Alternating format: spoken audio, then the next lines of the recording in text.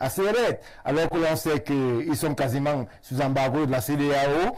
C'est cette semaine qu'on apprenait que le président Bola Tinubu, président en exercice de la CEDEAO, serait favorable à rétablir quelques relations avec le régime de Niamey, mais avec pour condition la libération du président Bazoum, toujours retenu en captivité, et surtout la précision par rapport au calendrier de la junte. Ok, vraiment, sur cette question-là, moi je dirais que la junte est en train de retrouver sa légitimité. Dans quel sens? Dans le sens où, avec un calendrier de transition, permettez-moi, je le dis tout simplement parce que sur plusieurs plans, n'est-ce pas, elle réussit quand même à contourner les sanctions de la CEDEAO en établissant des relations de partenariat sur le plan stratégique, militaire et même économique avec les présidents des autres pays, poutistes notamment du Burkina Faso et du Mali.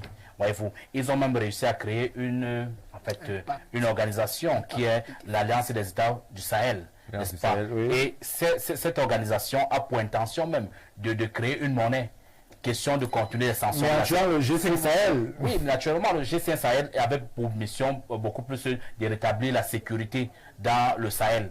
Ce qui n'a pas été le cas. On s'est rendu compte que plus le temps passait, plus la situation s'enlisait, la situation sécuritaire devenait catastrophique. Donc, à ce niveau-là, le G5 Sahel a failli à sa mission. Mais pour revenir à cette question-là, vous voyez, le terrorisme, c'est vrai qu'il n'a pas reculé sur l'enjeu sécuritaire. Le terrorisme n'a pas, par exemple, reculé, mais on voit quand même des avancées en fait sur le plan on remarque ici on remarque ici que les terroristes de manière globale accusent des échecs. Oui. Tout récemment c'était au Mali avec Kidal, oui, qui a été libéré, qui a été repris aux mains des djihadistes. Mais à ce niveau, à ce niveau, est-ce que vous ne pensez pas que le risque est grand? Parce que même si ce n'est pas affirmé du côté de Niamey, on sait quand même que le groupe Wagner est intervenu et intervient dans cette région-là, au Mali, au Niger. Est-ce que ce n'est pas dangereux dans la lecture que fait l'apôtre, par exemple, de quitter